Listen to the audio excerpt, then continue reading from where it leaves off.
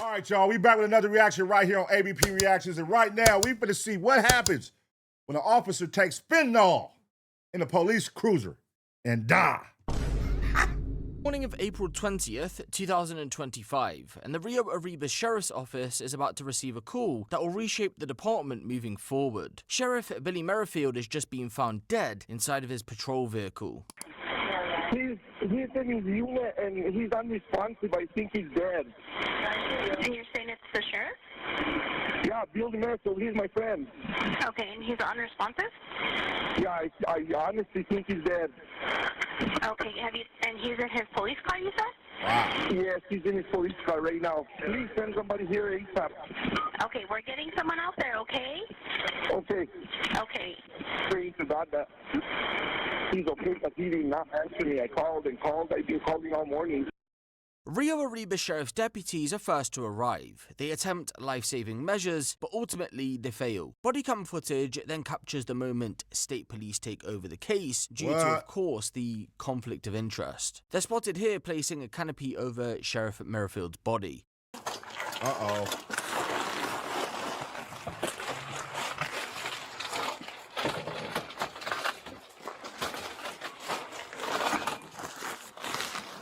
So the goddamn sheriff is taking fentanyl. Ain't that about a bitch? You supposed to be stopping this shit from getting on the streets, and you taking it and taking it home to use it? Interesting.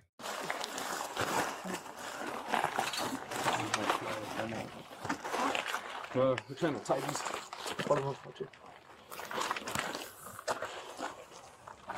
While that team focuses on securing the scene, another unit turns its attention to the 911 caller, Randy Sandoval. He describes himself as a friend. Family, however, contest that, as you'll find out shortly. Officers begin by asking a series of initial questions, working to establish a clear timeline of what exactly unfolded. So, you don't have to go in full details, but you're the one that found him, correct? Him? Yes. Yes. And what made you come over here? Because last night at 3, when she called me crying, that Billy, whatever, was like, I don't feel drunk or whatever, and what? And they were. She said he was gonna take her home. So she told me they were by the side of the road. What time did you come this morning? I left my house at 3, so I was here around 4 o'clock. So you were here from 4? What was that? You were here from 4? I got here at 4. 4 a.m.?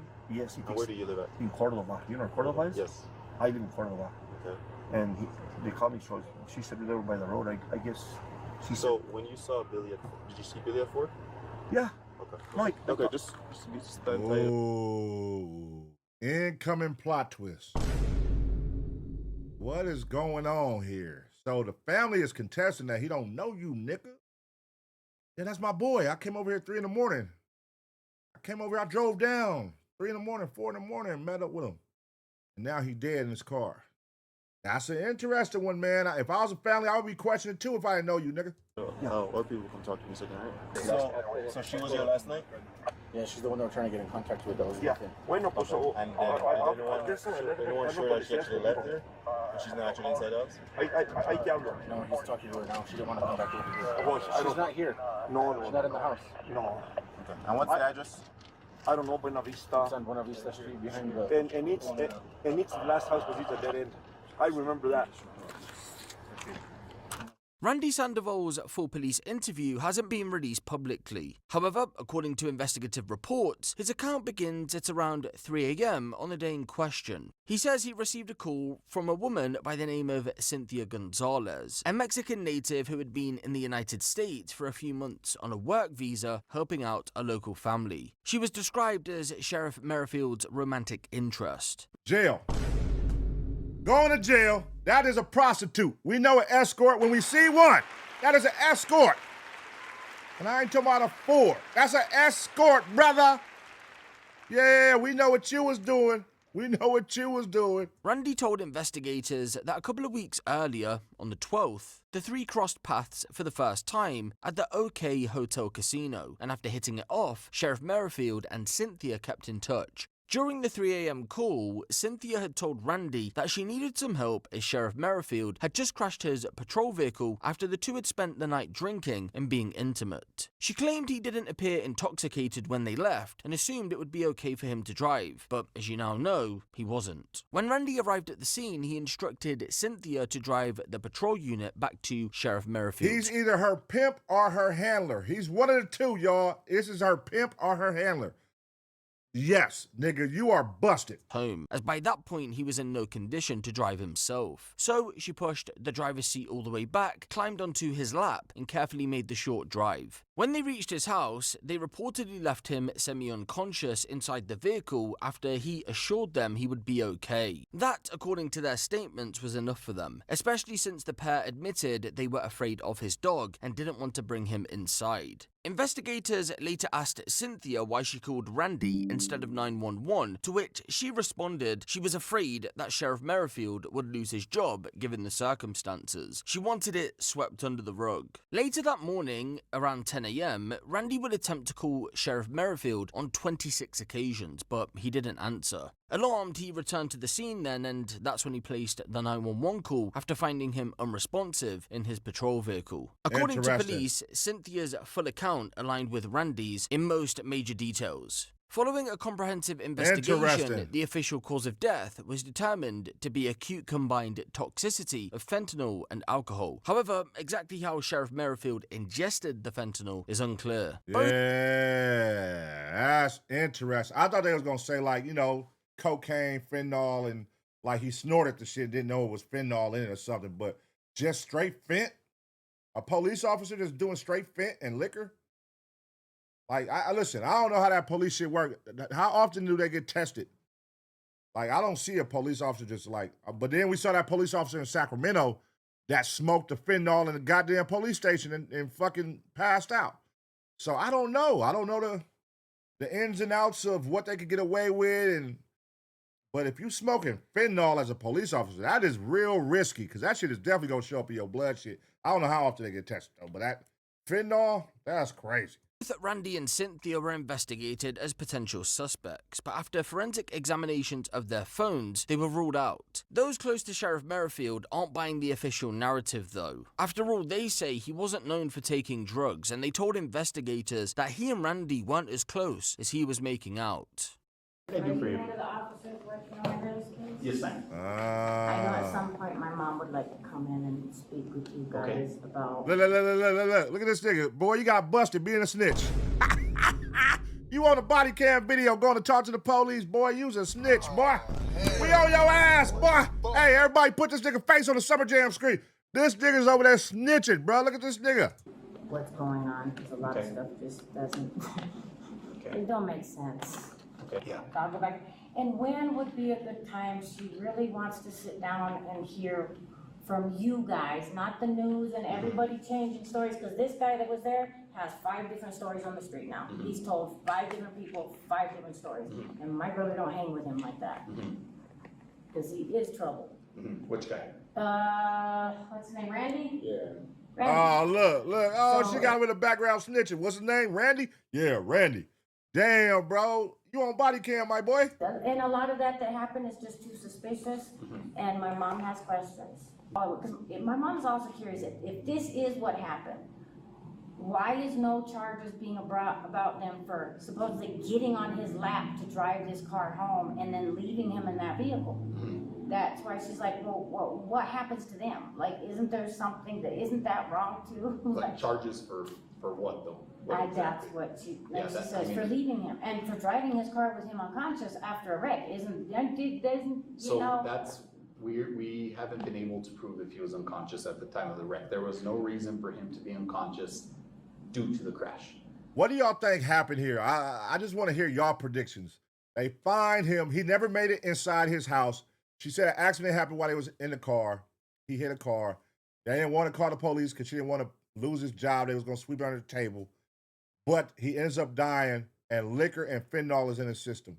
And they're like, how the hell did fentanyl come about? Because that's the homie. We all know the homie. He don't do drugs. You know your homeboy who do drugs. Man. Like, now you might have a homeboy who you skeptical of doing drugs, but then you know the homie who don't do shit.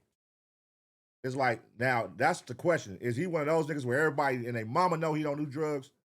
Or was it like a nigga, he might, who knows, possibly, if he around the bitches. You know, it's niggas that only do shit when the bitches around. They don't never do shit with the homies, but when the bitch come around, they want to drink. The bitch come around, they want to smoke. Like, you bitch ass nigga, why you don't do that with us? Man, what the fuck? We all got a homie like that or had a homie like that. Why you don't do that with us, girl? The crash was so minor. So minor, but he yeah. did have, I dressed him some gouges underneath here that's not a seatbelt, but I don't know what those came from. You what? I had to dress my brother before the funeral. And some of the marks on his body had me going, well, what if like, that's not a seatbelt, where did that come from? And it just has us just a little bit. Plus, my brother did get death threats a couple months ago. And from who? I don't know, according to my mom, the FBI was looking into it. Okay. Because it was a death threat against him and the family after some of these fentanyl and cartel busts. So if you can, get your mom, have her gather that information, that'd be super helpful for us. Yes, because that's why she's thinking it's just a little too suspicious how everything went down after these threats. Yeah. My brother personally told my mother that the FBI was looking into some death threats because he kept her cameras on at all times since that. And how long ago were those threats? Do you know anything about the threats? I'm not sure. I'd have to Okay. ask her, So but that's- if you give me a card, I can get that information and give you, send it to you. Yeah, what do we have here? My mom would like to know, one is where the investigation's Oh, at. my boy back again, man. Oh, hell no, man. What the fuck, man? My boy back for round 2, nigga. Randy? Yeah, Randy. Yeah, that's Randy. This nigga said, watch it, sucker. Okay. Because some of the stuff like this last thing and them saying that he had a Sprite drink mix, I can guarantee you my brother didn't do mixed drinks because he teased him for it. Oh, He said, really? if you do, if you're gonna drink tequila or something, you take it like a man. He even does this weird, you're supposed to breathe in and really get the burn. That was Billy. He never would have, and there's 2 shot glasses in that sink. We've never moved them, but she got executorship now. She does? Yes, and Okay. we are about to pack up that house. Okay. She don't really want to touch those glasses. She thinks that that might be how he was dosed. So we have already talked with our command staff and they've made the decision that we're not gonna touch anything else in this house any further. So you guys can do what you guys need to do with the house, okay? As far as the investigation, it's not closed by any means. It's still an ongoing. We're actually interviewing multiple people and following multiple, avenues that people or that have come across our desk. I am. Is it hard to believe that one of your brothers in blue does drugs in front of the bitches or with the bitches with prostitutes and he parties hard with escorts? Is that too hard to believe? Because clear as day, she an escort. Like, you know what I mean? And that's her handler, her pimp, the dude. You could tell, like, come on, man. So we know what's going on, and he's probably another, like, he probably knows the cop and probably be hooking him up with the bitches and the drugs. You know, one of those type of things. He probably done met the nigga years ago, arrested him, and then now they done became homies. Like, hey, man, hit me if you need some hoes and some drugs. If you want to have a good time, call me. And then, he just happened to get caught.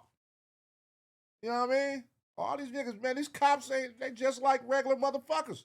They just wear a special uniform when they go to work, but they human too. They human too. They got what's the word? Vices and they got motherfucking little. They be picking up prostitutes and doing all. We just saw a cop where he made the lady give him sex to get out of a ticket. We did a reaction to that. Like, these cops is regular motherfuckers. They burnt the fuck out. Billy married Phil's ex. Okay. We were together for a lot of years. He lived here before he lived, before we split. He raised my kids. These were his kids. He raised them since they were 1 and 2. They're 26 and 24. Okay. This stuff that I'm hearing, Agent, is not adding up. It is not adding up at all. I think either Billy was poisoned, something happened, because I can tell you, Randy that was at the scene, that was there, he's not a good guy, and him and Billy didn't get along for a long, long time. And I've heard these stories and all these little stories that I've been hearing about Randy really hanging out and partying with Billy and some little Mexican girl that didn't even know English. But I need to sit with you and I need to tell you what I know. And I have names. Shut up. Shut up. Shut up. You over here hating. Now you hating on a man. Listen, man, we all can see what the fuck was going on, lady. That's why they not pushing the line. They know what was going on. They just don't want to tell you. They know what was going on. That nigga was a freak. He was a freak. He was being thirsty, paying for some pussy, and shit went wrong, man. He tried to take a hit of that goddamn shit so that he could fuck all night. You know what I'm saying? You know how you sick niggas is when y'all go to the gas station and buy sex pills and y'all don't know what's in them motherfuckers, and then y'all wake up the next morning and your heart going fast and your head hurt. You feel like you're about to die. You start catching anxiety attacks and all kind of shit. Wait, that was me. And I have, shit! I have names that you need to talk to. Okay. Well, because this Billy did not speak Spanish. okay. And this girl showed up out of nowhere. So the other thing is that when as soon as we found out Sunday morning, me and my children went up there, and we were there on scene. But his wife was there, and my daughter reminded me of this because I was just a basket case. I didn't remember, but I can go in with my daughter and with my son. But her story kept changing. Her story kept changing about. Did you talk to her? We talked to Randy's wife, Joy Lynn. Okay. And because she was there and she was telling us the story, and she was like, "Oh, he called me and he's like, he's dead. I think he's dead." She was but there's a part of her story that's changing, that changed. And my daughter and my son remember it exactly. It shouldn't be a surprise that Sheriff Merrifield's family aren't buying the official narrative, because why would you, after no fentanyl or paraphernalia were found in his vehicle? Again, he wasn't known for taking drugs, and in 2019, believe it or not, he lost his only child under similar circumstances. It's a Bluebird day. Oh, that's a plot twist right there. So he lost his only child to fentanyl, and then now he... Damn, I don't know. I don't know who to believe, what to believe. Where y'all at with it right now? I don't know this nigga from a can of paint, so I don't know, man. I'm just watching the reaction video just like y'all. Hey, the sun shining bright. But for Captain Billy Merrifield, clouds blocking that sunshine while visiting his daughter's grave, thinking, how did he get here? There's some days you just kind of wish it never happened. He lost his daughter too soon to the drug epidemic that is now plaguing New Mexico. None of us will ever know what she would have done or what her career is going to be. So Brandy Monique Merrifield was her full name. A gorgeous young woman with a perfect smile and kind eyes who loved cosmetology and writing poetry. I think she started off with the pills, from my understanding. Her addiction so bad, she did whatever she needed to do to fuel it. She basically would knock on these doors at the residence, see if anyone's home. If they weren't home, she was the signal for this guy to burglarize these houses. Merrifield tried to help his daughter. If you need fuel in your car, I'll go meet you at the gas station. If you need food, I'll buy you food. I'm not giving you money, because I knew where it was going. Eventually having to do something he never... Damn, his daughter, the officer's daughter out there tweaked out. She over there knocking on the door. No, that was dark. Thought he could do. I, myself, as a father, put handcuffs on her. And damn, you arrested your own daughter? For about 4 months. I honestly knew in my heart, though, if I didn't do this, who's to say that it wouldn't happen sooner? He even tried to get her into programs. Then, one day, the phone rang. Arresting your own daughter is crazy. He knew. I get a call one morning from state police. I'm getting ready to go on duty myself. Got to kind of prepare myself for this, to be honest with you. That's just the reality of it. Addiction got the best of Brandy at 22 years old. We're not supposed to bury our children. They're supposed to bury us. You're not supposed to arrest your children either, man. Goddamn, let somebody else do that if you're going to do it. I couldn't put no cuffs on my kid. I'm sorry. That's the one where it would be like, damn, even if my kid out here fucking up, I'm like, look, man, shit. I know y'all got to arrest him. It can't be me putting the cuffs on him, man. Like, that's weird. You're going to hate me for life. Imagine your own parent arresting you. Like, I never look at this nigga the same. Like, bro, really? Nigga, goddamn, you gonna arrest me, bro? That's crazy. So many parents like Merrifield do. They try to cope through activism. Back at her grave, he stares at a photo of his beloved Brandy, knowing her death has to have a purpose. It's kind of helped me help others. He wants to save other families from the darkness of addiction. He especially hopes to reach New Mexico youth. I'm able to relate to some of the family and talk to them, because it's hard for people to understand you or want to even listen to, especially wearing a uniform. But though he may wear a badge and a uniform, underneath he's a dad grieving, hoping his story, his daughter's short life, can save someone else. Yeah, 22 years old, getting addiction at 22 to fentanyl and then passing from that shit is crazy. That's really young. 22 years old, man. And your father's a cop. I know that got to be heartbreaking. I know that had to be heartbreaking for him. So then that makes it weird. Like either A, he was set up by this lady and this guy, and they made it like fentanyl, or they put something fentanyl in them and made them, I don't know. Or B, that's how he was coping with it. I don't know. Maybe you don't know how he was grieving. Like, was he taking it hard to where he was like, fuck it, he started doing fentanyl? I don't know. Again, I don't know him from a can of paint to say what he would have did or how he was. I don't know. But, you know, it happens sometimes. Some people can be grieving so hard, they turn to fucking drugs for, you know what I mean? For clarity and, you know, like, that should be crazy, man. People get addicted to drugs for the weirdest reasons, man. But it's sad. It's a sad situation. Both of them gone. Rest in peace to both of them.